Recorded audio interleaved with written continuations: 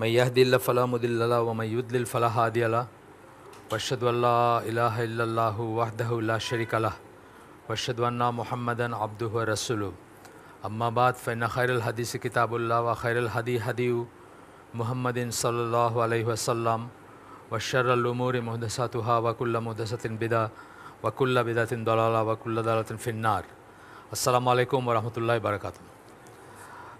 আমরা এক মাস পরে আবার এই হালাকাটাতে মিলিত হইলাম। এটা হচ্ছে এই টপিকের ২৮তম পর্ব, সুন্নাহর কর্তৃত্ব গুরুত্ব আমাদের টপিকের নাম। যে বইটা ধরে পড়তেছি সেটার ইংরেজি নাম হচ্ছে the authority and the importance of the সুন্নাহ। বাংলায় সুন্নাহর কর্তৃত্ব মর্যাদা, দলিল হিসাবে সুন্নাহর গ্রহণযোগ্যতা। এই বইয়ের ৭টা চ্যাপ্টার আছে মেইনলি। সেই ৭টার ভিতরে আমরা এখন ৭ম অধ্যায়ে আছি। এই অধ্যায়টার শিরোনাম হচ্ছে সুন্নাহর পথই হচ্ছে ইসলামের পথ। আমরা আপনাদেরকে আগে বলছিলাম যে ইকুয়েশন হিসাবে যদি আমরা চিন্তা করি যে সুন্নাহ ইজ ইকুয়াল টু ইসলাম, সুন্নাহ যদি 0 হয় ইসলাম 0, এরকম একটা বোধ বা বুঝ আমাদের আসছে বা আসবে এই বইটা শেষ করলে। গতদিন আমরা যেখানে পড়ছিলাম ওইখানে একটু ওভারল্যাপ, একটা শুধু উদ্ধৃতি আমরা আবার পড়ব, তারপরে আমরা আজকের নতুন ইস্যু চলে যাব। ৩-৪ লাইনের একটা উদ্ধৃতি। এটা হচ্ছে উসমান ইবন জুমাইরিয়া তার একটা লেখার থেকে। এটা হচ্ছে কিছু কিছু মানুষ তাদের নবীকে অনুসরণ করার ব্যাপারটা কেবল একটি ক্ষেত্রে সীমাবদ্ধ করে ফেলেন। অনেকেই অনেকেই আমাদের দেশে অনেকেই একটা ক্ষেত্রে সীমাবদ্ধ করেন, বাহ্যিক দিকগুলোর ক্ষেত্রে, মানে বাইরের দিক থেকে সুন্নাহ যেগুলো মনে হয় বা যেগুলো জানেন সেগুলোকে পালন করার চেষ্টা করেন, এবং তারা বাকি সকল দিকগুলো অবহেলা করে থাকেন এবং অন্যগুলা সব অবহেলা করে থাকেন। তারা বলেন অমুক সুন্নাহর উপর রয়েছে কেননা সে তার দাড়ি বড় হতে দেয় অথবা তার পরিচ্ছদের ঝুল কমিয়ে রাখে। আমরা যদিও এই ব্যাপারগুলোকে কোনোভাবে খাটো করে দেখি না, কেননা বাহ্যিক চেহারা ও আকার এবং এর পেছনে চালিকা শক্তি মাঝে একটা সরাসরি সম্পর্ক রয়েছে। তবুও আমরা বলবো যে তারা এমন অন্য দিকগুলো ভুলে যাচ্ছেন যেগুলোর গুরুত্ব অপরিসীম, যেমন সঠিক আকীদা, দ্বীনের জ্ঞান, আচার আচরণ ইত্যাদি বিষয়গুলো। আমাদের দেশে যাদেরকে আমরা গ্রস লেভেলে সবচেয়ে বেশি সুন্নাহর অনুসারী মনে করি, যে জনগোষ্ঠী বা যে দাওয়াতি দল যারা দাওয়াতের কাজ করে থাকেন, তাদের ভিতরে দেখবেন এই জিনিসটা একেবারেই মানে খুব বেশি প্রযোজ্য, যা আমরা পড়লাম মাত্র, যে তারা খুব সুন্দর কাপড় পরেন বা পারফেক্ট কাপড় পরার চেষ্টা করেন, দাড়ি লম্বা রাখেন, পাগড়ি পরেন, বা বাহ্যিক দিকটা খুবই থাকে। কিন্তু তাদেরকে আমি জিজ্ঞেস করে দেখছি ইমানের ডেফিনেশনটাও বলতে পারেন না, মানে ইমান কাকে বলে এইটাও বলতে পারেন না, সংজ্ঞাটাও জানেন না। আকীদা আর বাকি জিনিসগুলো রইলই, মানে আরও ওয়েল ডিফাইন্ড ওয়েতে বলার কথা আমি বলতেছি না, আমি জাস্ট প্রাইমারি আর কি, ইমান, তাওহীদ, এই জিনিসগুলো বলতে পারেন না তারা। সবাই না, হয়তো তাদের আলেম, তাদের বড় যারা তারা পারেন, তাদের আকাবির যারা তারা পারেন, কিন্তু যাদেরকে তারা পাঠাচ্ছেন মাঠে দাওয়াত দিতে, তারা কিসের দিকে দাওয়াত দিবেন সেই জিনিসটাই তো নাই। মানে আপনি দাওয়াত দিবেন কে? দায়ী ইলাল্লাহ, তাই না? আল্লাহর দিকে দাওয়াত দিবেন। আল্লাহর দিকে দাওয়াত দেওয়া মানে কি? তাওহীদের দিকে দাওয়াত দিবেন। সে অন্তত ঈমান কাকে বলে, ইসলাম কাকে বলে, এই জিনিসগুলো জানবে, এবং জানবেন নবী কী বলছেন সেই অনুযায়ী জানবেন, নিজের মন গড়াটা বললে হবে না। আমি ফরিদপুরের মুসলিম মিশনে একবার এরকম আসছে এই গ্রুপের 2 জন, তারা আমাকে প্রথমে ঠাউরাইছে তাদের মতো, হয়তো দাড়ি একটু লম্বা, তো মানে তাদের একজন, তাদের ভাই, ঠিক আছে মুসলিম হিসাবে ভাই, সেটা কথা না। তো আমি কথা প্রসঙ্গে আস্তে আস্তে আসলে, তো আমি বললাম যে আচ্ছা বলেন তো ঈমান কাকে বলে। যখন একটু অন্যদিকে গেছে তখন বলছি, আর করতেন না, মানে খাটো করতেন না তাদের, জাস্ট বোঝাইতে যে আসলে পড়াশোনা করা দরকার আছে। তো একজন বলেন ঈমান হলো ইখলাস। আপনারা কি এগ্রি করেন নাকি ঈমান হলো ইখলাস? হ্যাঁ, এগ্রি করেন? ঈমান কি ইখলাস? তো এরকম ব্যাপার আর কি। তো যাই হোক, এই প্যাসেজটার পরে আমরা আজকের আয়োজনে যাব। তো বলতেছেন যে এটা নিশ্চিত করার আমাদের যে কারো এটা নিশ্চিত করা উচিত নিজের সম্বন্ধে, যে আমার আকীদা, বিশ্বাস, আমার বাহ্যিক কর্মকাণ্ড আমার নৈতিকতা ও চরিত্র সবই যেন নবী মোহাম্মদ সাল্লাহ সাল্লামের উদাহরণ এবং তার সুন্নাহ অনুযায়ী হয়। শুধু লেবাস হয়ে কোনো লাভ নাই। আর লেবাসের ভিতরেও অনেক সমস্যা আছে, লেবাসের ভিতরেও কিন্তু ঠিকমতো নাই, লেবাসটাও অনেক সময় ঠিকমতো নাই, মানে জানি না আমরা লেবাস কি বা সুন্নাহ লেবাস বলতে কি বোঝায় সেটাও জানি না। আর যাই হোক, সেটা বাদ দিলাম। তাহলে কি হবে? আকিদা বিশ্বাস, বাহ্যিক কর্মকাণ্ড, বাইরে যা কিছুই করব, তার নৈতিকতা ও চরিত্র সবই যেন নবী মোহাম্মদ সাল্লাহ সাল্লামের উদাহরণ এবং তার সুন্নাহ অনুযায়ী হয়। এখানে আমরা খুব এসেনশিয়াল কিছু জিনিস পড়ব প্রতিটি ক্ষেত্র নিয়ে। এই যে এত কথা বললাম, কি বললাম? আকিদা বিশ্বাস বললাম, বাহ্যিক কর্মকাণ্ড বললাম, নৈতিকতা বললাম, চরিত্র বললাম, এগুলি নিয়ে সামান্য একটু টাচ করে যাব। প্রথমে আকিদা বা বিশ্বাসসমূহ। আকিদা কথাটা আমরা এখানে অনেকবার পড়ছি, নতুন করে বলতে চাই না।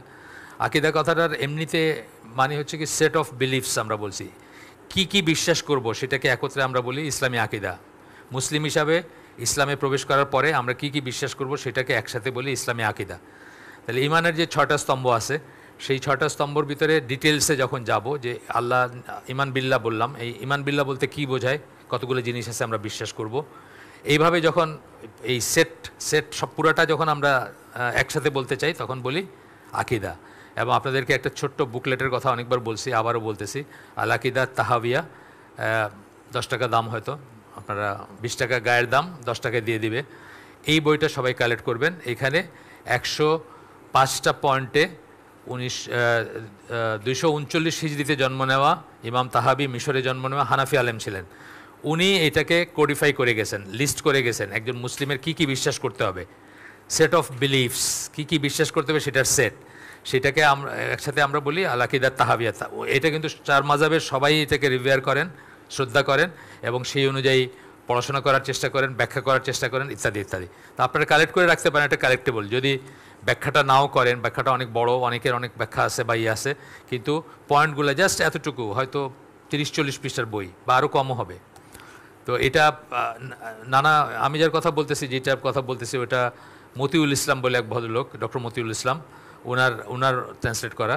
কিন্তু আবদুল্লাহ শাহেদ মাদানী বলে একজন আছে, ওনার ট্রান্সলেশনটাও পাওয়া যায়, বা আরও হয়তো অন্যদেরটা পাবেন, আপনারা কালেক্ট করতে পারেন এটা। আচ্ছা, আকিদা বিশ্বাসের কথায় যখন আসতেছে, সবচেয়ে গুরুত্বপূর্ণ হচ্ছে আকিদা। মানে আরবি ভাষায় অথবা ইসলামিক সার্কেলে একটা ফ্রেজই আছে, আকিদা কামস ফার্স্ট। এটা ঠিক না হলে কিছুই ঠিক না, আর এটা ঠিক হলে সব কিছু ঠিক। মানে বিশ্বাসটা আমরা আগে বলছি, বহুবার বলছি, তাও আবার রিপিট করতেছি, কারণ আল্লাহই বলছেন রিমাইন্ড করায় দিতে, মানুষকে মনে করায় দিতে, যেন মানুষ চিন্তা করে। তো সেই হিসাবে আকিদা ঠিক হলে মানুষ কিন্তু জান্নাতি জাহান্নামী হবে বিশ্বাসের জন্য, অঠিক বিশ্বাসের জন্য জাহান্নামী হবে, সঠিক বিশ্বাসের জন্য জান্নাতি হবে। আমলের জন্য আমলও ম্যাটার করে, আমরা অস্বীকার করতেছি না, কিন্তু আমরা বলতেছি যে আমলটা একটু কমতি টমতি হইলে এটা মাফ পাওয়ার উপায় আছে, বা আমল কখনোই এনাফ হবে না। আল্লাহ রসুল বলছেন তার আমলও জান্নাতে যাওয়ার জন্য এনাফ না, তারও আল্লাহর দয়া লাগবে, গ্রেস লাগবে। তাইলে আমরা চেষ্টা করবো, আমল করব, কিন্তু আমল হচ্ছে এই গাছের ডালপালার মতো, মানে ইমান বা আপনার গাছের ডালপালা আছে না, ডালপালা যেরকম ইমানের কিন্তু একটু বলি তাইলে, অন্তরে বিশ্বাসটা হচ্ছে গাছের ইসের মতো, ইমানের গাছের শিকড়ের মতো অন্তরে বিশ্বাস, যেটা থাকতেই হবে, এটা ছাড়া কিছু নাই। তারপরে মুখে যে আপনি প্রকাশ করলেন সেটা হচ্ছে ইমানের গাছের কাণ্ডের মতো, আর ডালপালাগুলো হচ্ছে আমল। হ্যাঁ, ডালপালাগুলো সব আমল। এখন একটা পাতা যদি পড়ে যায় বা একটা ছোটো পড়ে যায়, আপনার হয়তো তেমন কোনো ক্ষতি হবে না, কারণ রাস্তা থেকে একটা ক্ষতিকর বস্তু উঠায় ফেলানো, এটাও ইমানের একটা শাখা। এইটা যদি একদিন না করেন, সেই জন্য আপনার ইমান নষ্ট হয়ে যাবে না।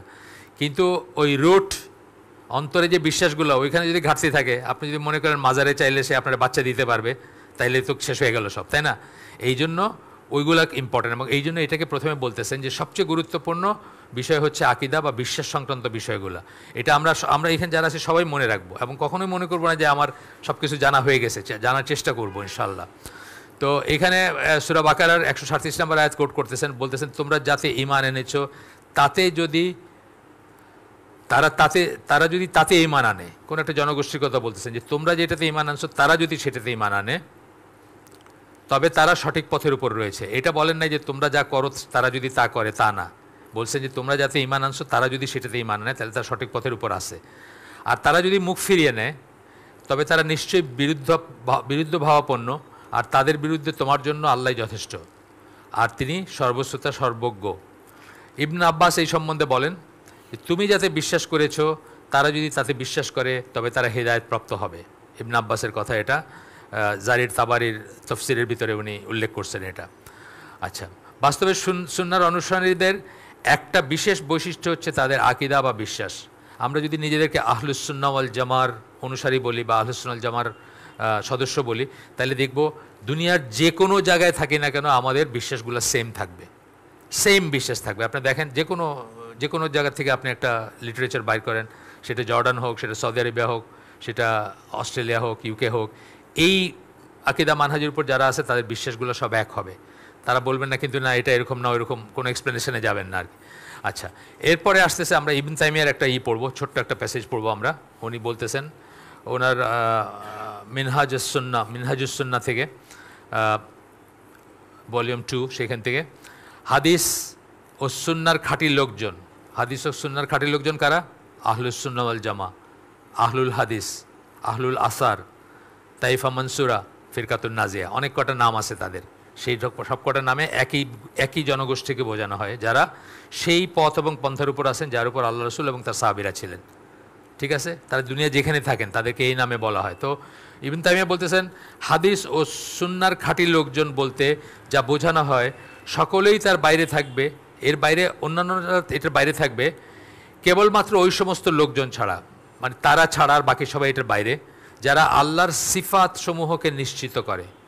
এটা সিফাত কেন উল্লেখ করলেন? সিফাতটা খুব ইম্পর্টেন্ট জিনিস।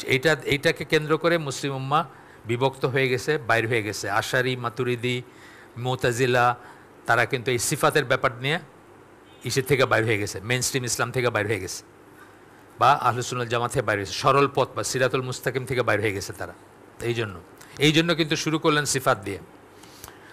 যারা বলে কোরআন কোনো সৃষ্ট বস্তু নয়, এটাও খুব ইম্পর্টেন্ট জিনিস। এটা নিয়ে মুসলিম উম্মাহ দুই ভাগে ভাগ হয়ে গেছে। আপনারা জানেন আহমদ বিন হাম্বলের সময় সেই ব্যাপারটা আর কি, যে বা এখনও আছে, মুতাজিলারা এখনও বা অন্যরা এটা বলে আর। যারা বলে যে আখিরাতে আল্লাহকে দেখা যাবে, মানে এইসব বৈশিষ্ট্য কার বৈশিষ্ট্য বলতেছেন? আহলুস সুন্নাহ ওয়াল জামার বৈশিষ্ট্য বলতেছেন।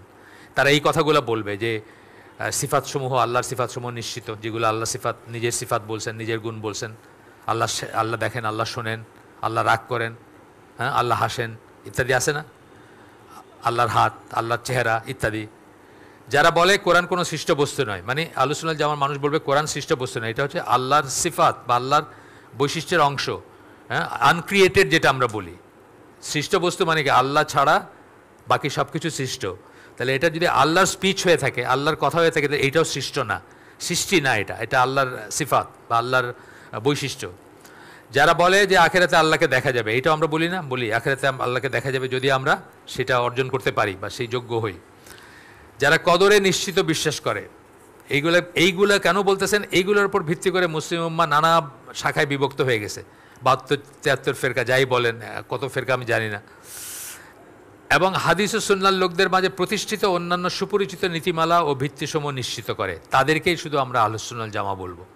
খুব ইম্পর্টেন্ট কিছু কয়েকটা পয়েন্ট দিয়ে গেছেন, যেই পয়েন্টের ভিত্তিতে আশারি, মাতুরিদি, মুতাজিলা, সুফি, আরও কিছু আছে না, কত রকম সেক্ট আছে আমাদের ভিতরে, মুরজিয়া, আপনার জাহমি, অনেক কিছু হয়ে গেছে না।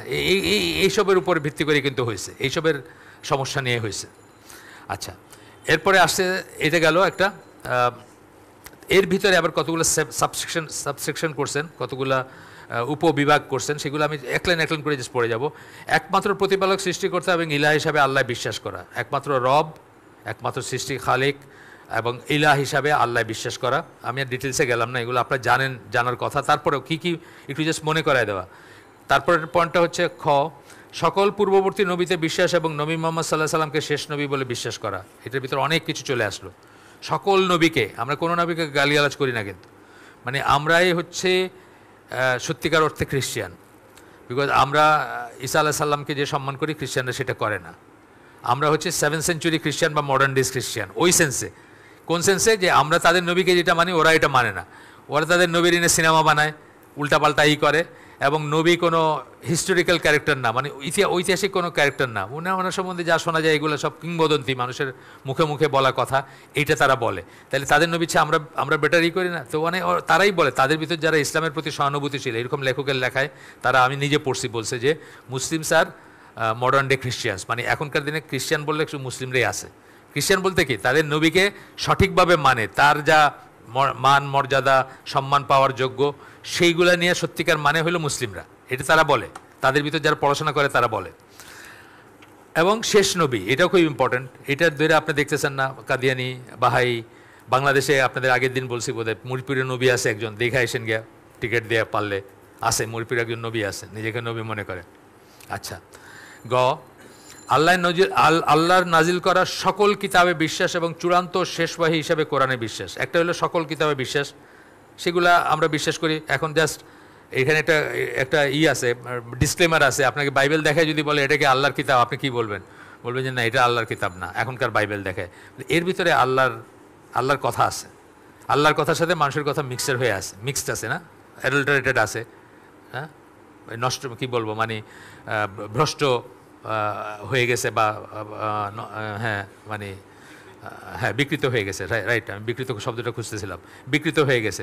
কিন্তু যদি বলা যায় তোমরা কি বিশ্বাস করো যে ইনজিল আল্লাহর কিতাব? হ্যাঁ হ্যাঁ, আমরা অবশ্যই বিশ্বাস করি ইনজিল আল্লাহর কিতাব, কিন্তু এটা না, তুমি যেটা দেখাইতেছো এটা না, এইখানে একটা ট্র্যাপ আছে। কিন্তু এই করে আমরা বলছিলাম যে সাউথ আফ্রিকার কালো কৃষ্ণাঙ্গ মুসলমান যারা একটু নলেজ কম, তারা সরল মানুষ, তাদেরকে এই খ্রিস্টানরা এইরকম করে স্বীকার করে আর কি, যে দেখায় যে এটা কি আল্লাহর কিতাব, এটা কিন্তু ইনজিল, এটা কি আল্লাহর কিতাব? তো এখন কী বলবে? মুসলমান তো বলতেই হবে ইনজিল তো আল্লাহর কিতাব, আমরা তো অস্বীকার করতে পারি না। তারপরে বলে তাহলে এখানে কি মিথ্যা কথা থাকতে পারে? না, আল্লাহর কিতাবে মিথ্যা কথা কেমনে থাকে? তাইলে এখানে বলা আছে এরকম, তোমরা কি এটা মিথ্যা বলবা, মানে এইভাবে তাদেরকে ট্র্যাপে ফেলে। তো এটা নিয়ে আহমেদ দিদার কথা বলে গেছেন, আহমেদ দিদার তো সাউথ আফ্রিকান ছিলেন, ওখানে সাউথ আফ্রিকানদের ভিতর কাজ করছেন, উনি এটা নিয়ে বলে গেছেন যে এটা কী করে আনসার করতে হবে আর কি।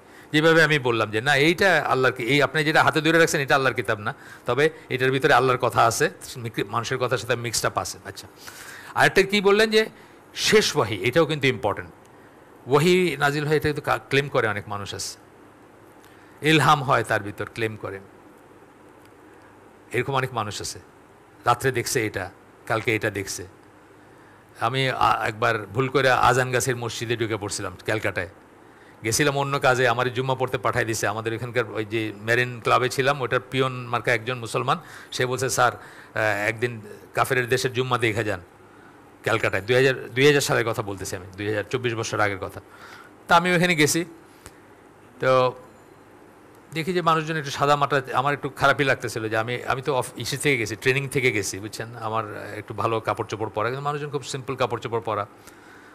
তো তারপর দেখি এক ভদ্রলোক আসেন, সবাই দাঁড়ায় এরকম করতেছে, মানে ওই লোকরে দেখা তার চোখরে করতেছে আর কি। আমি বুঝি নাই উনি কে, তো পরে বুঝলাম উনি ওনাদের পীর আর কি, বুঝছেন, এখনকার গদিনসীন যিনি আছেন আর কি, উনি করবেন। তো উনি বলেন উনি স্বপ্নে দেখছেন যে মক্কা মদিনায় যাওয়ার দরকার নাই, এইখানেই মক্কা, এটাই মদিনা, মানে আজান গাছে। তার কাছে ওয়াহি নাজিল হয়েছে নিশ্চয়ই, তাই না, ইলহাম হয়েছে, ওয়াহি আসছে। এসে গিয়ে কী হবে, মানে মক্কা মদিনায় যাওয়ার দরকার নেই, এটাই মক্কা, এটাই মদিনা, স্বপ্নে দেখছেন উনি। আচ্ছা, তো কি চূড়ান্ত ওয়াহি, শেষ ওয়াহি, সোজা কথা, আর কোনো ওয়াহি নাই বা কিতাব নাই আর কি।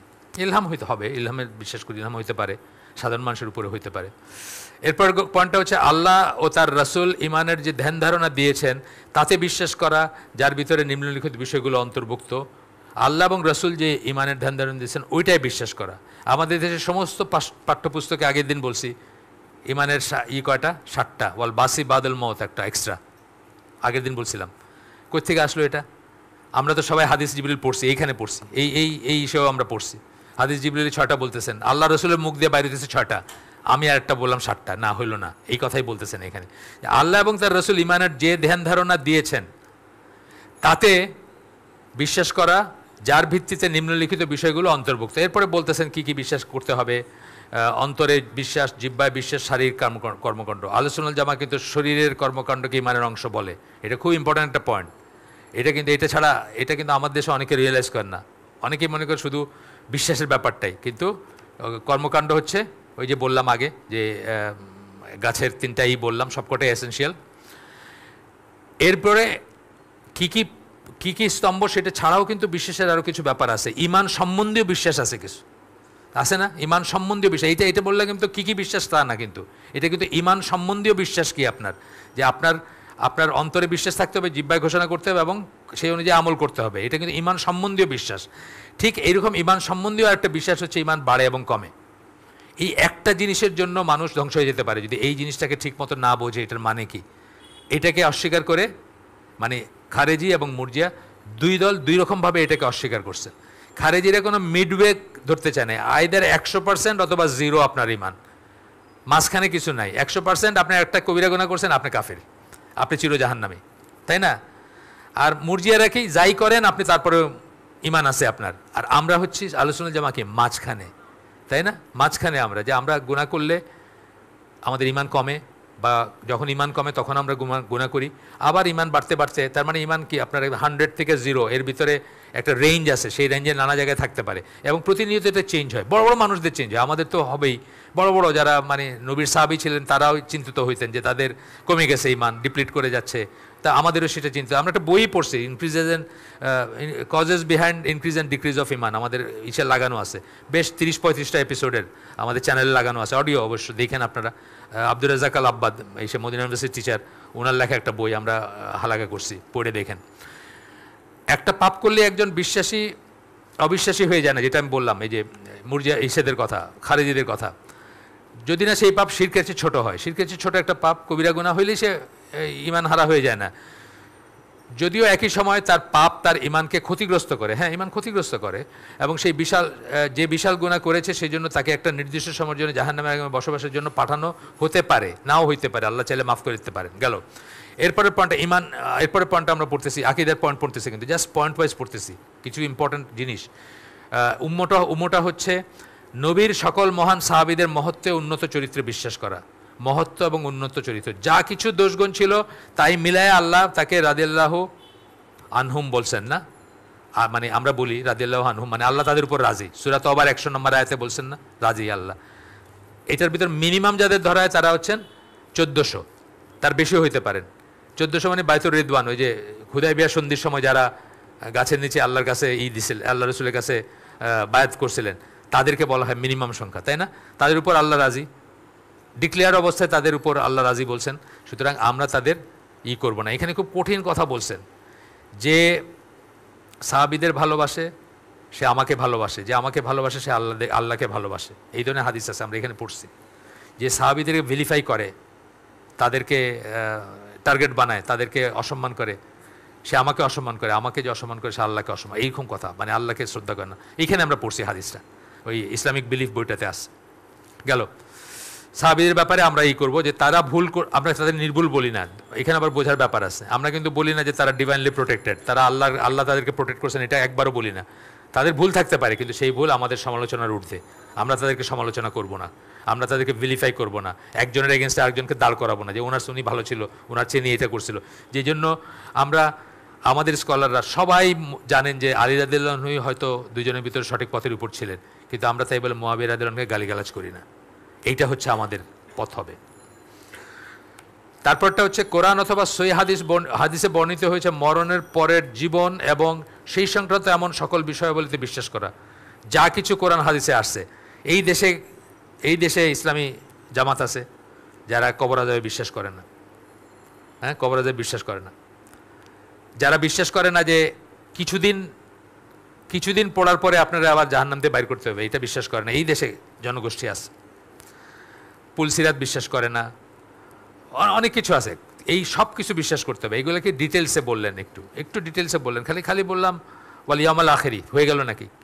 ইয়াউমুল আখির সম্বন্ধে কি? চোখ বোঝার পর থেকে নিয়ে জান্নাত জাহান্নামে পৌঁছা পর্যন্ত যত ঘটনা বলা হয়েছে সব কিছুতে বিশ্বাস করতে হবে, এবং আক্ষরিক অর্থে বিশ্বাস করতে হবে, ব্যাখ্যা সাপেক্ষে বিশ্বাস না, আর কি আক্ষরিক অর্থে বিশ্বাস। 6 হচ্ছে এই বিশ্বাস যে কারো জীবনের উদ্দেশ্য লক্ষ্য হচ্ছে আল্লাহর ইবাদত করা ও তাকে সন্তুষ্ট করা। এটা খুব ইম্পর্টেন্ট জিনিস। কিন্তু আপনার জীবনের উদ্দেশ্য কি?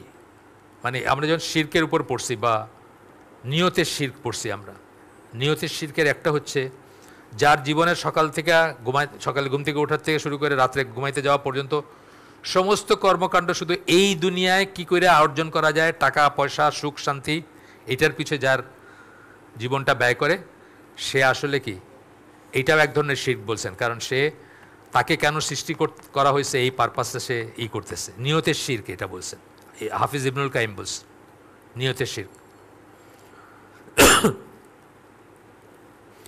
এরপরে গেল আপনার বিশ্বাস সংক্রান্ত শেষ, মানে এগুলো বলতেছেন যে আপনি ক্লেম করলে হবে না। ইবনে তাইমিয়া যে বললেন যে খালি ক্লেম করলেই হবে না যে আমি আহলুস সুন্নাহ ওয়াল জামা, আপনার এই জিনিসগুলো সব ঠিক হইতে হবে।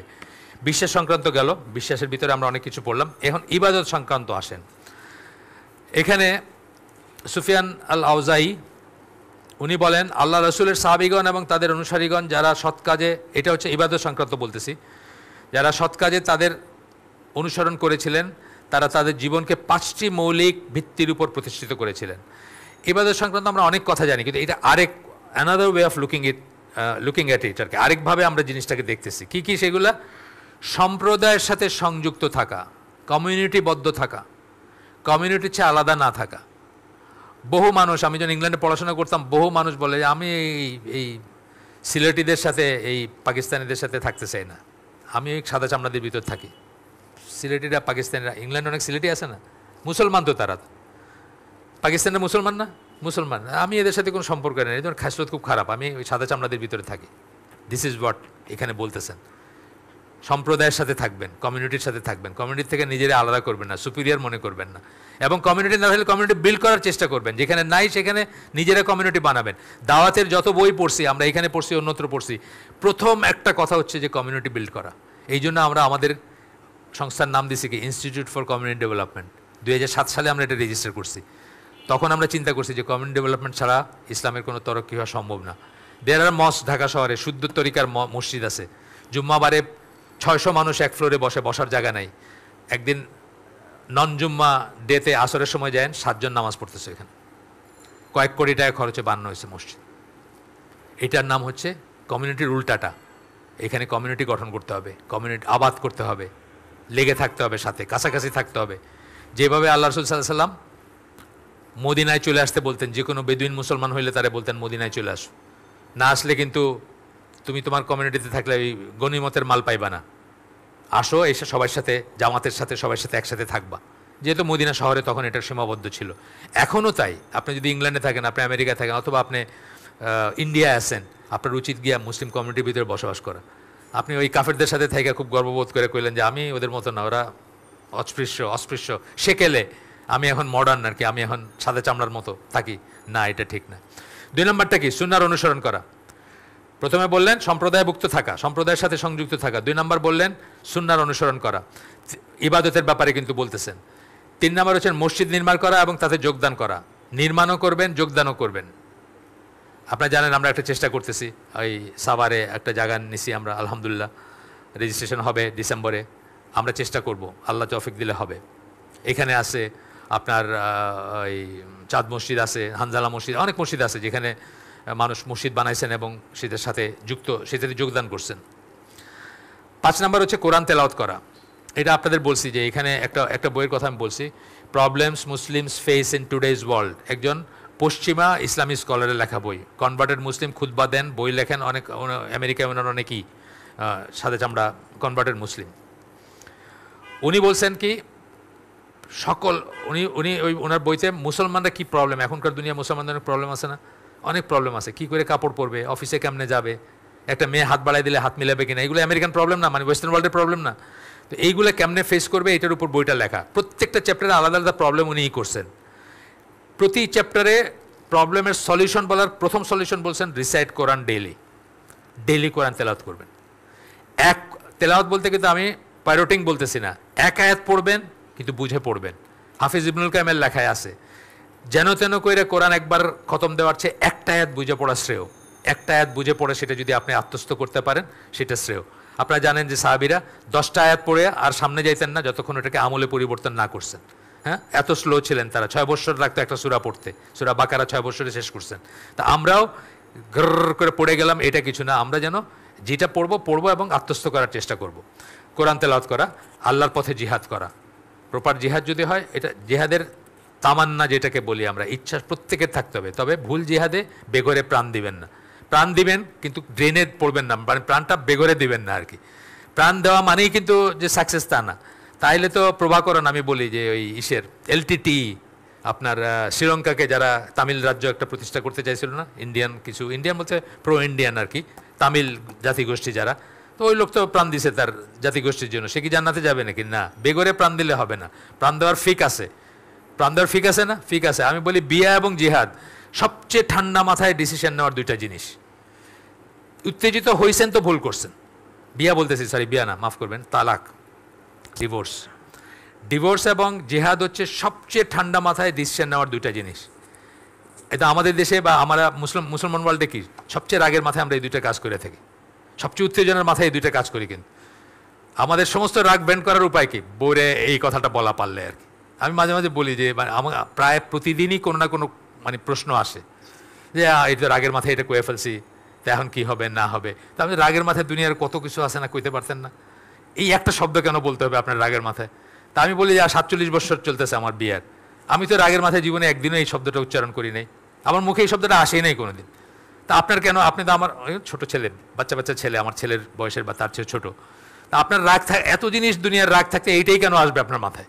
তো জিহাদ এবং কি বলে তালাক অত্যন্ত ঠান্ডা মাথায় চিন্তা করার দুইটা জিনিস। এবং ভুল করবেন না, কারেক্ট ডিসিশন নেবেন। বিশেষ করে আপনি যদি অথরিটিতে থাকেন, আপনার পিছনে যে মানুষগুলো আছে ওগুলোর আপনি ঢাল, কিন্তু ওই মানুষগুলোর প্রতিটি মানুষের জীবনের রেসপন্সিবিলিটি আপনার উপরে। আপনাদেরকে একটা বলছি না, এখানে বলছি বোধহয় আগে, খন্দকের যুদ্ধের সময় আল্লাহ রসুল যখন টের পাইছেন যে পেছনে যাদের রেখে আসছেন, বউ বাচ্চাদের রেখে আসছেন না, সবাই ফ্যামিলি রেখে আসছেন মদিনায়, তাদের বিপদ হইতে পারে, কারণ বানু কুরাইজা করতেছে, আপনার ষড়যন্ত্র করতেছে, ইসলামের শত্রুদের সাথে হাত মেলাইতেছেন। তখন আল্লাহ রসুল একবার চিন্তা করছেন, গাতাফান বলে একটা ছিল, গোত্র ছিল, যে তাদের সাথে একটা, তারা হচ্ছে ওদের ওই সাইডে আছে আর কি, মানে কাফেরদের সাইডে, তাদের সাথে একটা মদিনার একটা অংশ 1/3, যদ্দূর আমার মনে পড়ে, 1/3 খেজুর হারভেস্ট আর কি, যে ফসল হবে এটা দিয়ে দেওয়া, একটা চুক্তি করে তাদেরকে ছুটায় আনবেন নাকি ওইখান থেকে। জাস্ট এটা চিন্তা করে যে পিছনে যাদের রেখে আসছে তাদের নিরাপত্তার কথা চিন্তা করে, একজন আমির বা একজন যোদ্ধা বা একজন শাসক, তার উপর কিন্তু এটা সাংঘাতিক বড় রেসপন্সিবিলিটি যে তার পেছনের মানুষগুলা সে ঢাল, কিন্তু তাদের নিরাপত্তা, স্পেশালি নিরীহ মানুষ, নারী এবং শিশু এবং বৃদ্ধ যারা, তাদের ব্যাপারটা। তো এই জন্য প্রপার জিহাদ করবেন, প্রাণ দিবেন, সব ঠিক আছে, কিন্তু বেঘরে প্রাণ দিয়েন না আর কি। সেইটা গেল। এ নিয়ে অনেক কথাবার্তা বলছেন, দৈনিক 5 ওয়াক্ত সালাত সম্পাদন, হজ, জীবনে অন্তত একবার হজ করে, এগুলো বলছেন। এরপরে ইবাদতের কথা যেহেতু বলতেছেন, ইবাদতের সাথে সাথে বেদাতের কথাটা চলে আসে। কারণ বেদাত অ্যাকচুয়ালি ডেফিনিশন কি? সওয়াব মনে করে, আল্লাহর নৈকট্য লাভ করবেন মনে করে এমন কিছু করা যা আল্লাহ, 5টা বলছিলাম ইবাদতের জিনিস, 5টা উৎসে থাকতে হবে। হয় আল্লাহ বলছেন, না হয় রসুল বলছেন, না হয় রসুল নিজে করছেন, না হয় নীরবে অনুমোদন দিয়েছেন, তার সামনে করা হয়েছে, না হয় সাহাবীরা ঐক্যমতের ভিত্তিতে করছেন। এই 5টা সূত্র থেকে আসতে হবে আপনার সওয়াবের কাজ, ইবাদতের কাজ। তো আপনি চেকলিস্ট করেন, মিলাদ এই 5টায় আছে, নাই, বাস মিলাদ কোনো ইবাদতের জিনিস না। হ্যাঁ, আপনার সূরা ফাতিহা একবার 100 বার কুল হু আল্লাহ, সূরা ইখলাস পড়ে শবে বরাতের রাইতে, 5টা সূত্রে আছে, নাই, বাদ। এটা বুঝছেন তো? মানে খুব সিম্পল জিনিস, ফিল্টার আর কি। এইটা খুব ইম্পর্টেন্ট। যে কেউ যদি, হাদিস কোট করতেছেন এখানে, বুখারী হাদিস, মুসলিমের হাদিস, যে কেউ যদি এমন কোনো কর্ম সম্পাদন করে যা আমাদের প্রথা অনুযায়ী নয়, তবে তা প্রত্যাখ্যাত হবে। এটা মনে রেখে ইবাদত করবেন, যে ওই 5টা জায়গায় না থাকলে এই ইবাদতটা আপনার সময় নষ্ট করতেছেন, 1 নম্বর। 2 নম্বর হচ্ছে জাহান্নামী হওয়ার একটা পসিবিলিটি আছে। আমরা বলছি কুল্লা বিদাতিন দলালা বা কুল্লা দালাতিন ফিন্নার, আজকেই বলছি, এটার একটা পসিবিলিটি আছে। তারপরে হাউজে কাউসারের পানি পান করবেন না।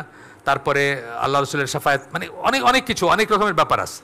জাহান্নামী হওয়ার তো একটা পসিবিলিটি আছেই, আমরা তো পড়লামই আজকে। পার্থিব কর্মকাণ্ডের ব্যাপারে কোনো ব্যক্তি যে কোনো কাজ করার আগে প্রথমে পার্থিব কর্মকাণ্ড, একটা বিজনেস করবো কিনা, আমাকে একটা প্রস্তাব দিছে যে চলেন পাথরের ব্যবসা করি, গিয়ে আপনি পাট করে হাত তুলে দিলেন যে হ্যাঁ আমি আসি, অনেক লাভ দেখাইছে আপনারে, গিয়া দেখলেন তো A to Z খালি ঘুষ দিতে হয়। মানে নাম লেখালেও ঘুষ, ট্রাকটা নিয়ে ওইখানে যাইবেন ঘুষ, লোড করবেন ঘুষ, ট্রাকটা ওইখান থেকে আসবে ঘুষ, ঢাকায় এসে ঢুকবে ঘুষ। আপনি রিগ্রেট করতে শুরু করলেন। আমরা বেশিরভাগ কিন্তু এরকম রিগ্রেট করি। আমাদের কাছে প্রশ্ন যে আসে সব কি এক্সিস্টিং, কি করব বলেন, ঢুকে পড়ছি, এখন কি করব বলেন তো, এখন কমিশন না দিলে তো করা যায় না, ঘুষ না দিলে তো করা যায় না, ডাক্তারদেরকে যদি স্যাম্পল না দেই তাইলে তো হয় না, আছে না কত রকম, ডাক্তারকে যদি টেস্ট না লেখাইতে পারি তাহলে তো আমারই থাকবে না, আমার এখানে চাকরি থাকবে না। এইটা হলো ভাবিয়া করিও কাজ, করিয়া ভাবিও না। সাহাবীদের সাথে আমাদের বড় ডিফারেন্সের একটা, আমরা এখানে একটা হালাকা করছিলাম আমরা, সাহাবীদের what it means to be like the companions. সাহাবীদের মতো হওয়া বলতে আসলে কি বোঝায় সেটার উপর ছিল হালাকাটা। তার ভিতরে একটা পয়েন্ট ছিল যে সাহাবীরা যে কোনো কাজ করার আগেই চিন্তা করতেন এটা শরীয়ত অনুযায়ী ঠিক আছে কিনা, আর আমরা চিন্তা করি কি অর্ধেক ঢুকে গিয়ে চিন্তা করি যে এটা শরীয়ত অনুযায়ী আছে কিনা। আছে না, অনেক সিনেমাটোগ্রাফিতে ভর্তি হয়ে গেছেন, হ্যাঁ, ওই অ্যানিমেশন শিখতেছেন ইউনিভার্সিটি অফ লিবারেল আর্টস, এখন তার চিন্তা লাগছে যে এটা কি জায়েজ হবে কিনা, আমি খামু কেমনে, এটা করে তো খাইতে গেলে তো সব ওইসবই করতে হবে, ওই লাইনে সিনেমা টেলিভিশন নাটকে এইগুলাতে হইলো এটার কাজ, তা আমি দাঁড়িয়ালা মানুষ আমি কেমনে এটা করব। তো এটা তো আগে ভাবিয়া করিও কাজ, করিয়া ভাবিও না, এই কথাটা বলতেছেন এখানে।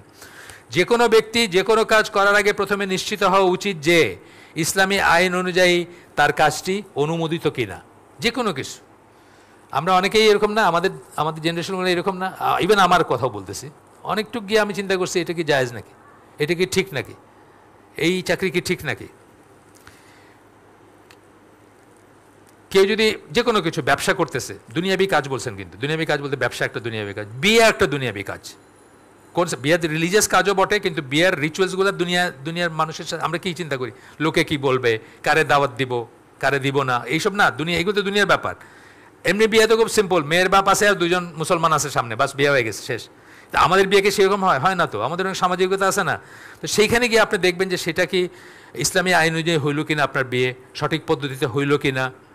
হ্যাঁ, কালকে পরশুদিন একজন প্রশ্ন করছেন যে মা মেয়ের বিয়ে দিয়ে দিচ্ছেন, বাপরে জানান নাই, মেয়ের বাপরে জানান নাই, এখন আলটিমেটলি মেয়ের বাপ জানছে, যাই না বলছে আচ্ছা ঠিক আছে মাইনা নিলাম, এখন কি করতে হবে, বিয়েটা কি শুদ্ধ হয়েছে, এখন কি করতে হবে, কি করতে হবে, আরেকবার বিয়ে পড়তে হবে, আরেকবার বিয়ে পড়তে হবে, কিন্তু আর রেজিস্ট্রেশনের দরকার নেই আরেকবার, এটা তো আপনি করেই ফেলেছেন। মা কি মেয়ের বিয়ে দিতে পারে না, পারে না, মা মেয়ের ওয়ালি না, এটা একটা প্রুফ ইসলামে যে ছেলে এবং মেয়ে সমান না, এটা একটা প্রমাণ। তার একটা প্রমাণ হলো ইমামতির অধিকার দেওয়া হয় না মেয়েদের, আর একটা প্রমাণ হলো নিজের বাচ্চা সবচেয়ে বেশি যার রাইট বাচ্চার উপরে, কার রাইট, মায়ের রাইট। হ্যাঁ, 3 বার মায়ের কথা বলছেন, একবার বাবার কথা বলছেন না হাদিসে, সেই মায়ের রাইট নাই মেয়েকে বিয়ে দিবে, কারণ মা মেয়ের ওয়ালি হইতে পারে না, সুতরাং বিয়েটা শুদ্ধ হয় নাই। তো কিছু না, জাস্ট বাপের প্রেজেন্সে আবার করে বাচ্চা কাচ্চা নিয়ে আসছে। ওয়াকরামুজ্জামান ভাই আমাদের ওইখানে বিয়ে পড়াইছেন, 2 বাচ্চা নিয়ে আসছে, হাজব্যান্ড ওয়াইফ, বাপরে নিয়ে আসছে, বাপ ছাড়া প্রেম করে বিয়ে করছে, এখন বাপ রাজি হয়েছে, বাপরে নিয়ে এসে ওইখানে আবার বিয়ে পড়ছে। আমাদের কয়েকটা হয়েছে, একটা না কয়েকটা হয়েছে। আমরা মিষ্টিও খাইছি, ওই যে আইসিডির ইকবাল রোডে যখন ছিল, মিষ্টিও খাইছি। এটা গেল জিহাদের ব্যাপারে। জিহাদের প্রশ্ন যখন আসবে তখন যে কাউকে এই সংক্রান্ত ইসলামী আইনগুলো এবং নবীর দিক নির্দেশনাগুলো জানতে হবে। যে কোনো উপায়ে বা অবস্থায় শত্রুকে আক্রমণ করা মানে জিহাদ নয়, যে কোনো উপায়ে বা অবস্থায়, দুইটা বললেন, শত্রুকে করার নাম জিহাদ না। যারা জিহাদিস্ট, সরি কথাটা নেগেটিভ সেন্সে ইউজ করা হয়, আমি সেটা করতে চাই না, জিহাদকে আমি পজিটিভ সেন্সে বলতে চাই। কিন্তু ধরেন এমন মানুষ আছে না যে সব আমেরিকান মাইরা ফেলো বলছে, যেখানে যে আমেরিকান পাইবা মাইরা ফেলবা। ওই আবু উসামা বোধহয়, ওই যে ইউকের সালাফি মসজিদের জামাইকান কালো মানে কৃষ্ণাঙ্গ ইমাম খতিব, উনি বলছেন আমার মা আমেরিকান, উনি আমেরিকায় আছে, তুমি আমার মারে মাইরে ফেলবা, আমার মা কি করছে তোমার। খুব সিম্পল যুক্তি আর কি, যেখানে আমেরিকান পা মাইরে ফেলা, আমার মেয়ে তো মা আমেরিকান, আমার মা কি করছে, কি ক্ষতি করছে ইসলামের, আমার মারে মারার লজিকটা কি। তো যে কোনো অবস্থায় যে কাউকে মারা না। এই আমাদের দেশে একজন আমেরিকান আসছে, সে বাংলাদেশের ভিসা নিছে, বাংলাদেশের ভিসা নিছে। ভিসা নেওয়া মানে কি, আমানা, কিন্তু ভিসা নেওয়া মানে আপনার গভর্নমেন্ট তাকে করছে যে তুমি নিরাপদ, এখানে তোমার কোনো সমস্যা নেই, আমি মেরে ফেলবো নাকি ওকে, না। এটাই বলতেছেন যে যে কোনো উপায়ে অথবা যে কোনো অবস্থায় শত্রুকে আক্রমণ করা মানে জিহাদ নয়, বরং জিহাদের ব্যাপারে অত্যন্ত কঠোর ও গুরুত্বপূর্ণ কিছু নিয়মকানুন আছে, জিহাদের ফিক আছে। আমরা ইয়াং জেনারেশনকে বলবো আপনারা জিহাদের ফিক নিয়ে পড়াশোনা করেন, পারলে আমরা এখানে দেখি হালাকা করার চেষ্টা করবো, ফিক অফ জিহাদ, পারলে যদি আমরা সময় পাই ইনশাল্লাহ। যা যে কাউকে মেনে চলতে হবে।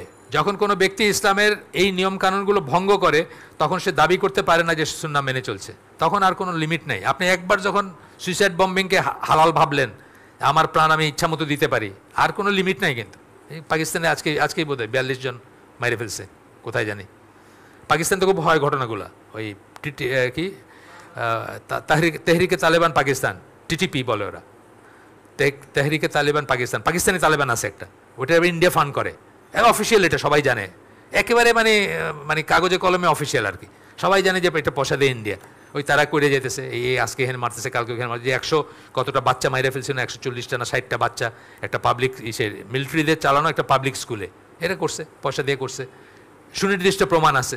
আপনারা জানেন যে পাকিস্তানে শ্রীলঙ্কান ক্রিকেটারদের একবার গুলি করছিল, পাকিস্তান শ্রীলঙ্কার সম্পর্ক নষ্ট হয়ে যায়, শেষে পাকিস্তানের প্রধানমন্ত্রী পুরা ফাইল ধরায় দিছে শ্রীলঙ্কার যিনি প্রধান নির্বাহী তারকে আর কি, মানে প্রধানমন্ত্রী বা প্রেসিডেন্ট যাই হোক, পুরা ফাইল ধরায় দিছে প্রমাণ সহকারে যে তেহরিকে তালেবান পাকিস্তানকে পয়সাটা দিছে যাতে শ্রীলঙ্কা এবং পাকিস্তানের সম্পর্কটা নষ্ট হয়। কেন? কারণ পাকিস্তানের সাহায্য নিয়ে শ্রীলঙ্কা সাফ করতেছিল এলটিটিকে, ওই যে বললাম না একটু আগে প্রভাকরণের দল, ওইটাতে ইন্ডিয়া মদত দিত, কিন্তু পাকিস্তানের আইএসআই এবং পাকিস্তানি মানে এক্সপার্ট যারা এসএসজি বলে বোধহয় ওরা, স্পেশাল ফোর্সেস, তাদের দিয়ে তারা ওদের মানে মপিং বলি আমরা, ঝাড়ু দিয়ে সাফ করতেছিল আর কি।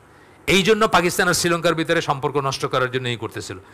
সুতরাং আমরা চিন্তা করি, ওই যে বললাম জিহাদ এবং তালাক দুইটা অনেক অনেক চিন্তার ব্যাপার। একটা জিনিস অ্যাপারেন্টলি যা মনে হইতেছে সেটা দিয়েই কিন্তু সবসময় নেবেন না, এটার পেছনে অন্য জিনিস থাকতে পারে। ইভেন আমাদের দেশের সম্বন্ধে থিওরি আছে, সত্যি মিথ্যা আমি জানি না, ইন্টেলিজেন্স, এই যে ইন্টেলিজেন্স ম্যাগাজিন বা এই ধরনের কিছু ইন্টেলিজেন্স কমিউনিটির ম্যাগাজিন আছে, ওইগুলোতে আসছে যে জেএমবি হচ্ছে ইন্ডিয়ান আউটফিট, যখনই এখানে সরকারের সাথে বনি বানা নাই তখনই জেএমবি। এখন আমার তো ভয় লাগে ইদানিংকালে যে আবার কি জেএমবি উত্থান হয় কিনা। আর ওইটার নাম কি, হরকতুল জিহাদ হচ্ছে পাকিস্তানি আউটফিট, জেএমবি চলে ইন্ডিয়ার পয়সায়, হরকতুল জিহাদ চলে পাকিস্তানের পয়সায়, এর অফিসিয়াল ইস্যু আসছে, আপনারা পড়ে দেখেন, আপনারা খোঁজ করলে পাবেন। সুতরাং ঝাঁপ দেওয়ার আগে ইয়াং মানুষ, তো ইয়াং মানুষের ভিতরে এটা থাকে, এটা থাকাটা স্বাভাবিক, আল্লাহর পথে জীবন ব্যয় করা থাকতেই পারে। এটা তো মুনাফিকের মৃত্যু, যদি আপনার এই ইচ্ছাটা কখনো না থাকে যে আপনি শহীদ হবেন, এটা হইতে পারে এবং থাকা উচিত, ঠিকই আছে, কিন্তু বেঘরে দিবেন না প্রাণটা আর কি, বেঘরে দিবেন না। একজন মুসলিম চূড়ান্ত, আপনি গেলেন, গিয়া যুদ্ধ করলেন, মরেও গেলেন, মরার আগে আগে জানলেন যে এটা আসলে ইসরায়েল আর আমেরিকার ছিল আইএস। হ্যাঁ, আইএসে অনেক মানুষ জান দিছে না, প্রাণ দিছে অনেক মানুষ। আইএসকে করছে, সৃষ্টি করছে কারা? আমেরিকা ইসরায়েল সৃষ্টি করছে। মসুলে যখন আটকে গেল আইএস, তখন এয়ারলিফট করছে কারা? আমেরিকানরা, ইসরায়েলিরা এয়ারলিফট করছে, ওদেরকে ওইখান থেকে বাইর করে নিয়ে আসছে। আপনি ওইটা দেখে বুঝবেন যে এটার উদ্দেশ্য কি হয়েছে আইএস কইরা। বাংলাদেশ কি বলে, বাংলাদেশ সহ সারা দুনিয়ার সবচেয়ে তাজা প্রাণগুলা, সবচেয়ে ইমানদার প্রাণগুলোকে ওইখানে জান দিছে, তাই না? হোয়াট এ ওয়েস্ট না এটা ওয়েস্ট। তো এটা রেজাল্ট কি? মারছে কি? খালি মুসলমানই মারছে, কিন্তু মানে যেখানে গেছে মুসলমান মারছে না, মুসলমান মারছে। একজন মুসলিমের চূড়ান্ত লক্ষ্য হবে জীবনের প্রতিটি ক্ষেত্রেই সুন্নাহকে অনুসরণ করা, যাতে যে কারো জীবন আল্লাহর পূর্ণ ও সত্যিকার ইবাদতে পরিণত হবে। এটা হবে একজন মুসলমানের লাইফেরই। এটা বললেন কি, এটা কিসের আন্ডারে আসলে? ইবাদতের আনুষ্ঠানিকতা সহ বাহ্যিক কর্মকাণ্ড সমূহ। এই ব্যাপারে আমাদের কি পন্থা হবে, আমাদের সুন্নাহ তরিকা কি হবে, এটা বলতে গিয়ে এত কথা বললেন। 3 নাম্বারটা হচ্ছে, আচ্ছা একটু বলেন তো শুরু হয়েছিল কয়টা, কেউ খেয়াল করছিলেন? 50। আচ্ছা ঠিক আছে। 3 নাম্বারটা হচ্ছে আচার আচরণ, নৈতিকতা ও ব্যবহারের ব্যাপারে যে কাউকে সুন্নাহর সাথে লেগে থাকতে হবে। এইটা খুব ইম্পর্টেন্ট কথা। এখানে এমন কিছু কথা বলছেন যেটা আপনার আমার সবার জন্য ভয়ের কথা। কোনো ব্যক্তি সকল প্রকার খারাপ কাজ এড়িয়ে যেতে পারে এবং নিশ্চিত করতে পারে সে তার কর্মকাণ্ড ও লেনদেনে আইনের অনুশাসন মেনে চলে। আইন মানে শরিয়া মেনে চলে। তার কাজকর্মে শরিয়া মানে, লেনদেনে শরিয়া মানে। তা সত্ত্বেও সুন্নাহর সাথে লেগে থাকার ব্যাপারে তার কমতি থাকতে পারে। সেটা কোথায় আসবে? যদি তার আচার আচরণ, সে আমি টাকা চাইলে, টাকা পাইলে টাকা দিয়ে দেয়, লেনদেন ঠিক আছে, সে মিছা কথা বলে না, সে 5 ওয়াক্ত সালাত পড়ে, সব ঠিক আছে, কিন্তু খেয়ে করে কথা বলে। আছে না কিছু মানুষ চিৎকার করে কথা বলে, রূঢ়ভাবে কথা বলে, মনে হইতেছে আপনাকে ঝাঁটায় বিদায় করে দিতে চাইতেছে। এটা আচার আচরণ, নৈতিক আদর্শ সুন্নাহর দিক নির্দেশনা মোতাবেক না হয়ে থাকে, নাও হইতে পারে। আপনি সব কিছু ঠিক মতো করেন, তারপরেও না হইতে পারে। এটা একটা আলাদা চ্যাপ্টার। এরপরে বলতেছেন খারাপ চরিত্রের অধিকারী হয়েও মানুষ দাবি করে সে সুন্নাহর অনুসারী, এটা হইতেই পারে না। যে মানুষ বলবে সে সুন্নাহর অনুসারী, তার ড্রেস যেমন ঠিক হবে, তার মুআমালাত ঠিক হবে, তার লেনদেন ঠিক হবে, তার কর্মকাণ্ড ঠিক হবে, ইবাদত ঠিক হবে, তারপরেও তার উন্নত চরিত্র হইতে হবে। এবং উন্নত চরিত্রের ভিতর কি? তার ব্যবহার সুন্দর হইতে হবে। রাসূল সাল্লাল্লাহু আলাইহি ওয়াসাল্লামকে যে আল্লাহ বলছেন মহান চরিত্রের উপর অধিষ্ঠিত, সূরা কলমের 4 নম্বর আয়াত, সেটা এখানে কোট করছেন। এরপরে রাসূল সাল্লাল্লাহু আলাইহি ওয়াসাল্লাম বলেন, উন্নত নৈতিক আদর্শ নিখুঁতভাবে প্রতিষ্ঠা করার জন্য আমাকে পাঠানো হয়েছিল। এটা আল হাকিমের হাদিস, আলবানির মতে সহি। এরপর আরেকটা হাদিস, উন্নত চরিত্রের বৈশিষ্ট্য হচ্ছে ধর্মপরায়ণতা ও সৎকর্মশীলতা। যারা ধর্মপরায়ণ হবে, যারা পরেশগার হবে, যারা পায়েস হবে, যারা মুত্তাকি হবে, সেটা হচ্ছে উন্নত চরিত্রের একটা বৈশিষ্ট্য। আরেকটা হাদিস আসতেছে, এটা এই লাস্ট যে হাদিসটা পড়লাম এটা মুসলিমের হাদিস। তারপরে একটা হাদিস আসতেছে তিরমিজির, আলবানির মতে সহি। এখানে আল্লাহ রসুল বলতেছেন, কিয়ামতের দিনে যারা আমার কাছে সবচেয়ে পছন্দনীয় হবে এবং যারা আমার সবচেয়ে নিকটবর্তী হয়ে আসবে বা বসবে, নিকটবর্তী হয়ে বসবে, এটা খুব বড় একটা স্ট্যাটাস না? বড় স্ট্যাটাস না যে নিকটবর্তী হয়ে বসবে আল্লাহ রসুলের? প্রথম কথা বললেন পছন্দনীয়, উনি পছন্দ, আর দ্বিতীয় হলে তার কাছে বসবেন। তারা হচ্ছে তোমাদের মধ্যে যাদের ব্যবহার সবচেয়ে সুন্দর। এটা আসলে চেষ্টা করে করা উচিত এবং এটা অর্জন করা উচিত। আনফর্চুনেটলি আমার নিজের আচরণ খুব সুন্দর না, আমি বলবো না যে খুব সুন্দর, মাঝারি না, একটু বোধহয় অন দ্য শক্ত সাইডেই বোধহয় আমারটা। আল্লাহ মাফ করুন, আপনার দোয়া করেন।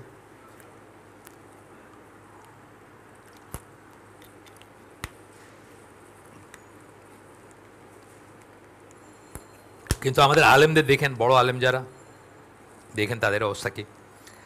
তারা রেগে গেলেও কিন্তু একটা কথা, চোখ বড় কইরা, চোখ লাল কইরা, মাফ করবেন, চোখ বড় কইরা, চোখ লাল কইরা বা আঙ্গুল উচায়া এরকম করে বলবেন না, কিন্তু রেগে গেলেও বলবেন না। এবং বাইরের যারা, তারা তো আরও অন্য লেভেলের। বাইরের বলতে আমি সৌদিদের কথা বলতেছি, যারা বড় বড় আলেম, অন্য একেবারে অন্য লেভেলের। মানে আপনি হয়তো আরবি বুঝতেছেন না, তার হালাকায় বসলে বুঝবেন যে আমরা আর এরা এক না আর কি, অন্য লেভেলের একদম। মদিনার মসজিদ, যারা উমরায় যান বা এসে যান, মসজিদ নববীতে ওই হালাকা হয়, দার্স হয়, সেখানে বসলে বুঝবেন। চরিত্র আচরণ সম্বন্ধে পড়াশোনা করতে হবে, পড়াশোনা করার ব্যাপার আছে। লাইনটা কোথায়, লিমিটটা কোথায়? আনাস বিন মালিকের বর্ণনা একটা হাদিস আসছে, বুখারী হাদিস। উনি বলেন যে আল্লাহ রাসূল সাল্লাল্লাহু আলাইহি ওয়াসাল্লাম এমন একজন মানুষ ছিলেন না যিনি কারো উপর অত্যাচার করেছেন। কারো উপর অত্যাচার করেন নাই, শত্রুর উপরও করেন নাই, যুদ্ধবন্দির উপরও করেন নাই, কাফেরের উপরও করেন নাই। অনেক বড় কথা না? অনেক বড় কথা। যার একটা খারাপ জিহ্বা ছিল, আল্লাহ রাসূল সাল্লাল্লাহু আলাইহি ওয়াসাল্লাম এমন কোনো মানুষ ছিলেন যার একটা খারাপ জিহ্বা ছিল, মানে খারাপ কথা বলে। যেটা আরব দেশে কোন একটা শহরের বা জায়গার নাম ছিল একটা অশ্লীল নাম আর কি, অনেক সময় থাকে না খারাপ একটা নাম। কানাডায় একটা শহরের নাম আছে, বললাম না আমি, থাক, অশ্লীল একটা নাম আছে আর কি। এটা এই যুগের অশ্লীল কথা আর কি। সেই যুগের অশ্লীল কোনো একটা নাম ছিল, আল্লাহ রাসূল এটা উচ্চারণ করেন নাই কোনোদিন, ওই নাম মুখে, ওই শহরের বা ওই জায়গার নাম উচ্চারণ করেন নাই, অশ্লীল ছিল দেখে। যার একটা খারাপ জিহ্বা ছিল, অথবা তিনি অন্যদের অভিসম্পাত করেছেন, লানত করেন নাই কখনো কাউকে।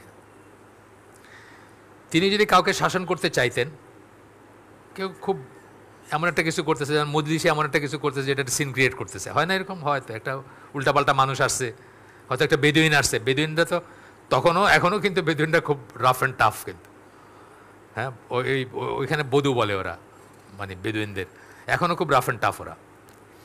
এখনও সাধারণ মানুষের থেকে আপনি কোথাও দেখলে আলাদা করতে পারবেন যে কেমন যেন লাগতেছে এটা। তিনি যদি কাউকে শাসন করতে চাইতেন, তবে সবচেয়ে বেশি যা বলতেন তা হচ্ছে ওর সমস্যা কি, মানে এই লোকটা কি সমস্যা, তার কপাল ধুলি মাখা হোক, অর্থাৎ তার কপাল ধুলাতে ঘষুক, মানে সে দুর্ভোগ তার আর কি, এরকম সেন্সটা আর কি গেল। আমাদের খেয়াল করতে হবে যে আমরা যত বড়ই জ্ঞানী হই না কেন, অথবা আলেম যত বড়ই কেউ হন না কেন, অন্য কাউকে কাফের, ফাসেক, বিপদগামী, জালিম ইত্যাদি বলে সম্বোধন করা উচিত না, যখন কিনা সেই রকম বলার জন্য তার কাছে আল্লাহর অথবা নবীর সুন্নাভিত্তিক কোনো প্রমাণ নেই। আমাদের এখানে যে কোনো একটা ঝগড়ার কিন্তু ওই বাহাসগুলার শেষ হয় কিন্তু এটা বলেই, শেষ পর্যায়ে গিয়ে কী হয়, কাফের অথবা এটা। এই কদিন আগেও কি জানি কাফের বলা বলি হয়েছে একটা কিছু নিয়ে, অল্প কিছুদিন আগে, এখন পলিটিক্যালি খুব গরম না, এটা বলতেছে ওইটা বলছে, কয়েকদিন আগে কাফের বলা বলি হয়েছে, কে নিয়ে জানি। সুন্নাহ সত্যিকার অনুসারীদের জন্য এটা আবশ্যক যে আল্লাহর ওয়াহির ছায়াতলে তার জীবনের সবটুকুই যাপিত হবে, যা কিনা কোরআন এবং সুন্নাহ। কোরআন এবং সুন্নাহর ছায়াতলে তার সমস্ত জীবন থাকবে। শুধুমাত্র মুআমেলাত না, শুধুমাত্র এই না, সমস্ত রকম আচরণ সব কিছু থাকবে, পরিপূর্ণভাবে সেটা থাকবে, ওয়াহির ছত্রছায়ায় সে জীবনযাপন করবে। সুন্নাহ অনুসরণ করতে গিয়ে কঠোর সংকল্পের প্রয়োজন। সুন্নাহ অনুসরণ করা সহজ না। রিয়েলি যেটাকে আমরা সুন্নাহ বলি, আমি দাড়ি মিন করতেছি না, আমি লম্বা কুর্তা মিন করতেছি না, আমি টুপি মিন করতেছি না, এগুলা না। রিয়েলি সুন্নাহ প্রথমে কি, সুন্নাহ সম্বন্ধে জানতে হবে, তারপরে কি সংকল্প থাকতে হবে। কারণ আপনার ঘরেই হয়তো প্রথম বিরোধিতাটা শুরু হবে। একটা ইয়াং ছেলে যখন ঘরে প্রথম দাড়ি রাখে, বাবা মা হয়তো প্রথমে চিন্তা করেন যে হয়তো কোনো পপ সিঙ্গারে দেখে রাখছে। তারপরে যখন বুঝেন যে এ তো ফজরের নামাজ সব 5 ওয়াক্ত নামাজ যাইতেছে, তখন জিজ্ঞেস হয়, এই তুই কোথায় যাস, কার সাথে মিশিস। মানে প্রথম অপোজিশনটা অনেক সময় বাসার থেকে শুরু হয়। আমি এক ছেলের চিনতাম, কোথায় আছে এখন জানি না, উত্তরায় যখন থাকতাম তখন যাইতো আমার কাছে, খুব ইখলাসালা ছেলে ছিল। তো সে অনেক সংকল্প করে দাড়ি রাখছে, একদিন ঘুমের ভিতর তার ভাবিরে তার দাড়ি কেটেছে। মানে ফ্যামিলির ভিতর থেকে আপনার প্রথম অপোজিশনটা আসতে পারে। আপনার সংকল্পটা অনেক দৃঢ় হইতে হবে। প্রথমত আপনার জ্ঞান থাকতে হবে কোনটা রিয়েলি সুন্নাহ। এমন হতে পারে যে আপনি সারা জীবন মনে করছেন এটা সুন্নাহ, গিয়া দেখতেছেন এটা তো বেদাত, হয় না? আমাদের জীবনে কত ঘটনা আছে এরকম, সারা জীবন সুন্নাহ জেনে একটা কিছু করছি, পরে দেখছি আরে এটা তো বেদাত। আমি এটা খুব উদাহরণ দিই যে আমার মেয়ে খুব অসুস্থ হয়েছিল একবার, আমরা 1.25 লক্ষ বার খতমে ইউনুস পড়ছি, 1.25 লক্ষ বার, ছোটো ছোটো দানা নিয়ে বৈশা, 5-6 জনে বৈশা, কে কয়টা করছি, 1.25 লক্ষ বার পড়ছি। ভালো জেনেই তো করছি, কিন্তু তো বেদাত। তাইলে সুন্নাহ সম্বন্ধে জ্ঞান অর্জন করতে হবে আগে। এইরকম একটা অবস্থায় আসলে সুন্নাহ কী ছিল, একটা মানুষ অসুস্থ হলে কী ছিল সুন্নাহ সেটা জানতে হবে, অথবা কী সুন্নাহ না সেটা জানতে হবে প্রচলিতের ভিতরে। তো বলতেছে সুন্নাহর দিকে একজন ব্যক্তি যে সুন্নাহর দিকে অবস্থান নেয় এবং নিজের জীবনে তা প্রয়োগ করতে শুরু করে, তখন খুব সম্ভবত, একদম নিশ্চিত না হলেও খুব সম্ভবত, সে তার চলার পথে লোকজনের তরফ থেকে, এমনকি মুসলিমদের তরফ থেকে ভৎসনা ও ঠাট্টা বিদ্রুপের সম্মুখীন হবে। আমার আব্বার জেনারেশনটাকে আমরা দেখছি, ওনারা ইয়াং মানুষদের মুখে দাড়ি সহ্য করতে পারতো না, বলতে এর সাথে শয়তান আছে। ইয়াং এজে দাঁড়িয়ে রাখছে মানে এটা সিরিয়াস কিছু না, এর সাথে শয়তানি, এর সাথে শয়তান আছে। নজবিল্লাহ। আমরা ইয়াং বানিকে, আমার 2টা নাতি, তারা তো জীবনে কোনোদিন খুর লাগায় নাই। তার মানে কি, তাদের তো 0 ডে থেকে, মানে জীবন শুরু থেকে দাঁড়িয়ে আছে। তা আমি বলবো না কি তার সাথে শয়তান আছে? সে তো একদম পারফেক্ট সুন্নাহর উপর আছে, তাই না? আমাদের সবাই থাকা উচিত ছিল, আমরা তো পারি নাই। আমি পারি নাই, আমি মেরিন একাডেমিতে ছিলাম, পারলে 2 বার শেভ করাইছে ক্যারেট অবস্থায়। একবার না, একবার বিকালে আবার একটু উঠতে, ওই বিকালে তো মেস নাইট বলতো, যে ডিনার থাকতো একদিন, সবাই আসতো বড় বড় অফিসাররা। তো ওই দিন পারলে তো কইছে যে আরেকবার করো, মানে একটু একটু গজায় গেছে আর কি, 2 বার পারলে করো, প্লেন থাকবে তাইলে। আমি আমার কথা বলতেছি না, কিন্তু যে করতেছে তাকে তো আমি সমালোচনা করব না, এটাই বলতেছেন এখানে। ঠাট্টা বিদ্রুপ, যারা তার সবচেয়ে নিকটতম, এই যে বললাম মা বাপ বলবে, এই তুই কোথায় যাস। আকরামুজ্জামান ভাইয়ের সাথে ট্রাভেল করতেছি আমি, এইখানে শাহজাহানপুর কোনো কলোনিতে থাকে, পুলিশের সামথিং, পুলিশের বড় সড়ো বা কারো অফিসারের ছেলে। মা কন্ডিশন দিয়েছেন ইন্টারমিডিয়েট পড়া ছেলেকে, দাড়ি কাইটা বাসায় ঢুকবি, নাহলে বাসায় ঢুকবি না। আকরাম ভাইকে ফোন করছে, আকরাম ভাই বলছেন আল্লাহর দুনিয়া অনেক বড়, আপনার যদি সেই রকম তাওয়াক্কুল থাকে, আপনি বাসায় যায়েন না, আপনি বাইরে থাকেন, আল্লাহ আপনার রিজেকের ব্যবস্থা করবে। বাপ মা কন্ডিশন দিছে, দাড়ি কাইটা আসবি বাসায়, নাইলে বাসায় ঢুকবি না, এটা বলতেছে নাকি। যারা তার সবচেয়ে নিকটতম, তার পরিবার, তার প্রিয়জন, এরাই হয়তো তার বিরোধিতায় সবচেয়ে নির্দয় হতে পারে। নির্দয় না এটা? ছেলেকে আপনার বলতেছেন ঘরে আইসিস না, ঢুকবি না ঘরের ভিতরে আইস, নির্দয় তো এটা বলতেছেন। আর তারা এমনও যুক্তি দেখাতে পারে যে তার উচিত অন্যান্য সকল মুসলিমদের মতো জীবনযাপন। আর কি আমরা কি মুসলিম না নাকি? বাপ মাও কিন্তু এটা বলে, তুই কি একলা মুসলমান, আমরা মুসলমান না? আমরা কি কাফের নাকি? আমরা নামাজ রোজা করি না? আমরা নামাজ পড়ি, হজ করি, জাকাত দেই, রোজা রাখি, আমরা মুসলমান না? তুই কি একলাই মুসলমান হইলি? তুই বেশি বুঝার সব কিছু। তারা সবাই তো নিজেদের মুসলিম বলেই দাবি করে, এবং সবাই তারা বলবে নিজেকে মুসলিমই বলতেছে, সবাই নিজেকে মুসলিমই বলে। শুধু এই জন্য নয় যে তার জীবনকে নবীর, শুধু এই জন্য, মানে এই বিরোধিতা কেন করতেছে? একটাই কারণ, যে সে তার জীবনকে নবীর উদাহরণ অনুযায়ী সাজাতে চাইছে।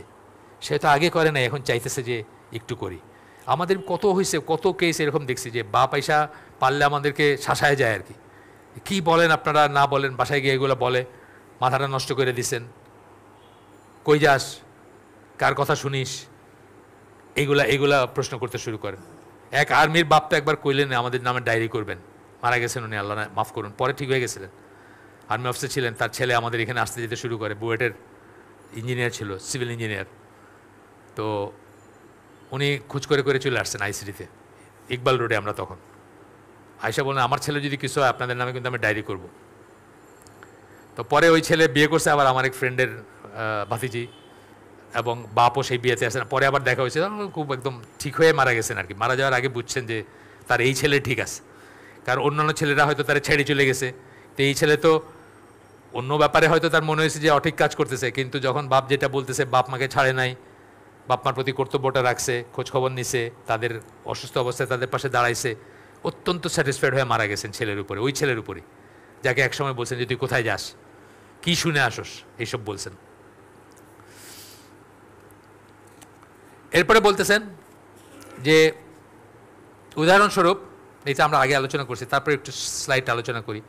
যখন সে এই হাদিসে প্রয়োগ করতে চাইবে যে নিম্নাঙ্গের পরিধেয় টাকনোর নিচে যতটুকু পর্যন্ত গড়াবে ততটুকু জাহান্নামের আগুনে থাকবে, নাসাই আহমদের হাদিস, আলবানির মতো সহি, এটা যখন করতে যাবে তাকে নিয়ে হাসি ঠাট্টা করবে, তারা তাকে নিয়ে হাসি ঠাট্টা করবে যারা ব্যাপারটাকে অসঙ্গত ফ্যাশন বিরোধী মনে করে।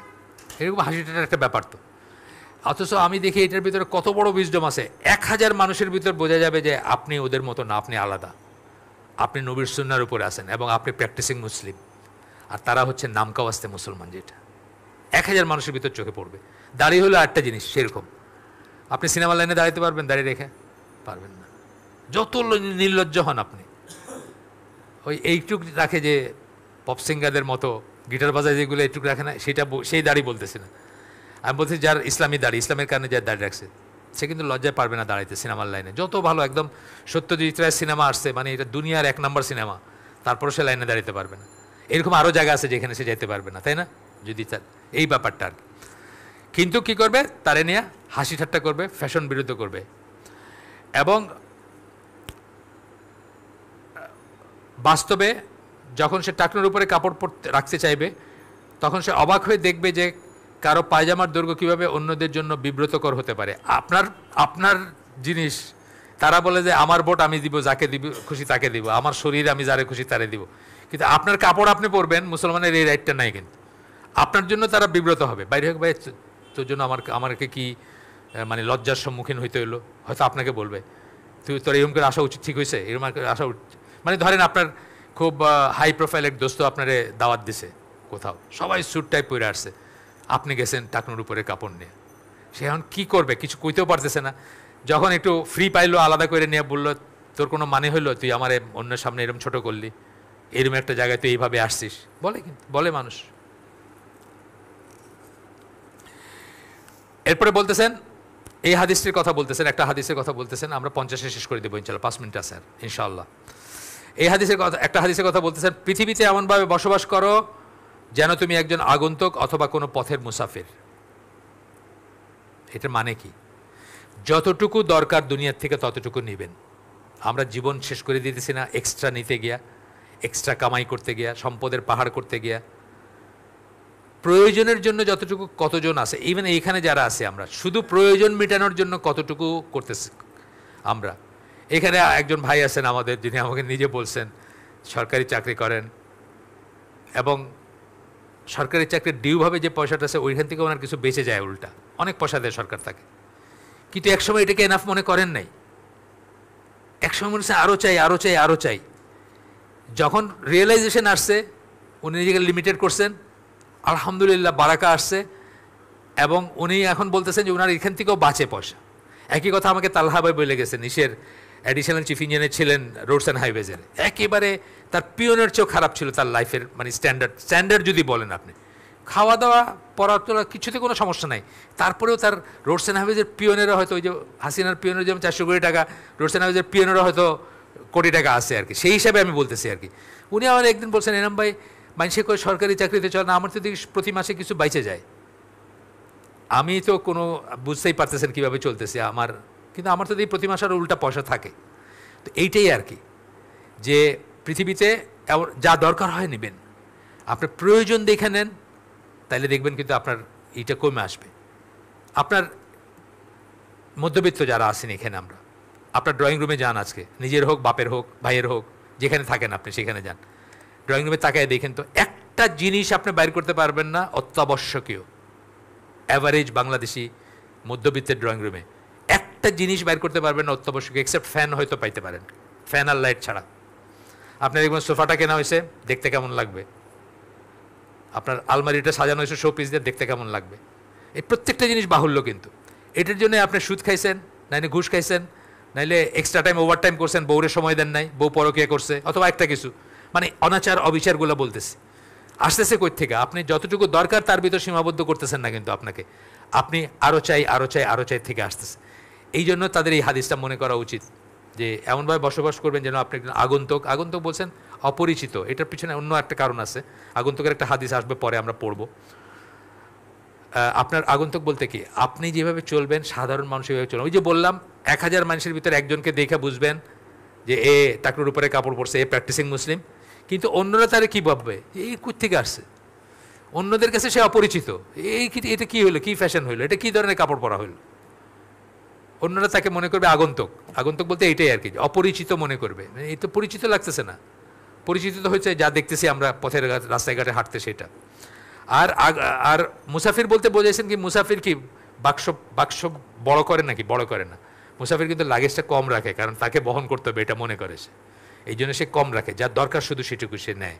আপনিও পৃথিবীর থেকে যতটুকু দরকার নেবেন, আমি খাবেন, পরবেন, অন্ন বস্ত্র বাসস্থান, কোনো সমস্যা নাই, কিন্তু চিন্তা করবেন কতটুকু দরকার, কতটুকু এনাফ। এই যে ড্রয়িং রুমের কথা বললাম, যা দিয়ে সাজাইছেন, এটা কিন্তু আপনি অন্যের জন্য করছেন, নিজের জন্য না।